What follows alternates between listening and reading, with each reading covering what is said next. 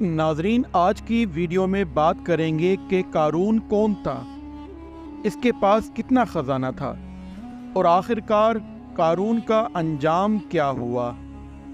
ناظرین، قارون حضرت موسیٰ علیہ السلام کے چچا یسہر کا بیٹا تھا۔ بہت ہی شکیل اور خوبصورت آدمی تھا، اس لیے لوگ اس کے حسن و جمال سے متاثر ہو کر اس کو منور کہا کرتے تھے۔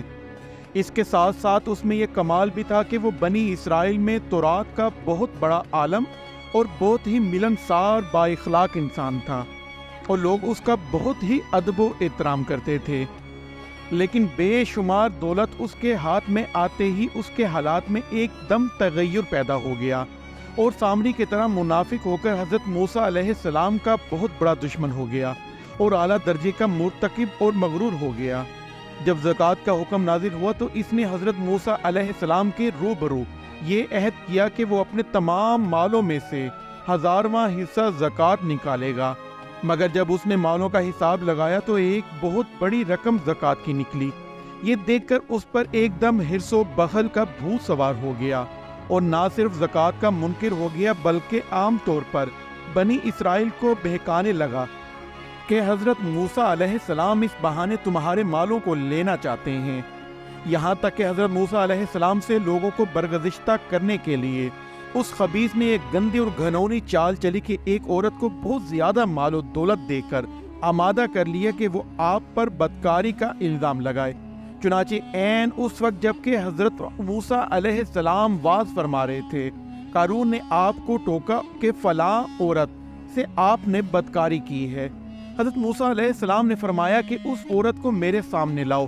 چنانچہ وہ عورت بلائی گئی تو حضرت موسیٰ علیہ السلام نے فرمایا کہ اے عورت، اس اللہ کی قسم جس نے بنی اسرائیل کے لیے دریا کو پہاڑ بنا دیا اور عافیت و سلامتی کے ساتھ دریا کے پار کرا کر فرعون سے نجات دی، سچ سچ کہہ دے کہ واقعہ کیا ہے۔ حضرت موسیٰ علیہ السلام کے جلال سے عورت سہم کر کانپنے لگی، اور اس نے مجمع عام میں صاف صاف کہہ دیا کہ اللہ تعالیٰ کے نبی مجھ کو قارون نے کثیر دولت دے کر آپ پر بہتان لگانے کے لیے آمادہ کیا ہے۔ اس وقت حضرت موسیٰ علیہ السلام آپ دیدہ ہو کر سجدہ شکر میں گر پڑے، اور بحالت سجدہ آپ نے یہ دعا مانگی کہ یا اللہ، قارون پر اپنا قہر و غضب نازل فرما دے۔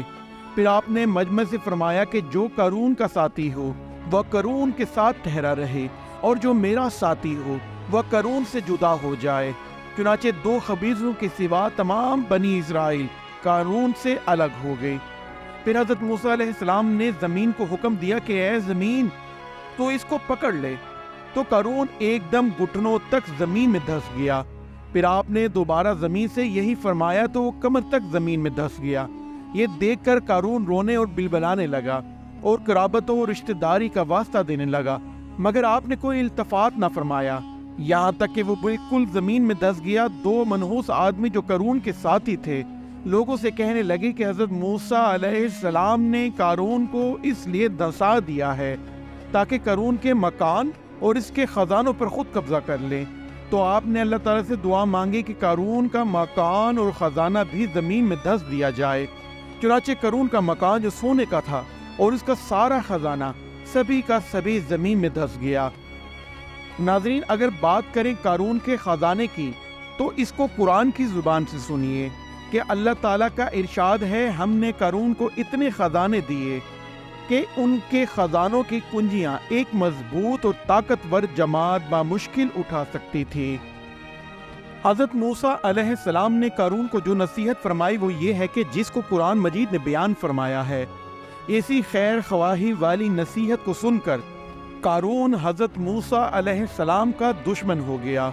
غور کیجئے کہ کتنی مخلصانہ اور کس قدر پیاری نصیحت ہے جو حضرت موسیٰ علیہ السلام کے ساتھ ساتھ ساری قوم قارون کو سناتی رہی کہ اترا نہیں، بے شک اللہ اترانے والوں کو دوست نہیں رکھتا، اور جو مال تجھے اللہ نے دیا ہے اس سے آخرت کا گھر طلب کر، اور دنیا میں اپنا حصہ نہ بھول، اور احسان کر جیسا اللہ نے تجھ پر احسان کیا، اور زمین میں فساد نہ چاہ۔ قارون نے اپنے مال کے گھمنڈ میں اس مخلصانہ نصیحت کو ٹھکرا دیا، اور خوب بند سنور کر تکبر اور غرور سے اتراتا ہوا قوم کے سامنے آیا اور حضرت موسیٰ علیہ السلام کی بدگوئی اور ایذا رسانی کرنے لگا۔ اس کا نتیجہ کیا ہوا؟ اس کو قرآن کی زبان سے سنی اور خدا کی اس قاہرانہ گرفت پر خوف الہی سے تھر تھراتے رہیے۔ تو ہم نے اسے اور اس کے گھر کو زمین میں دفا دیا، تو اس کے پاس کوئی جماعت نہ تھی کہ اللہ سے بچانے میں اس کی مدد کرتی، اور نہ وہ بدلہ لے سکا۔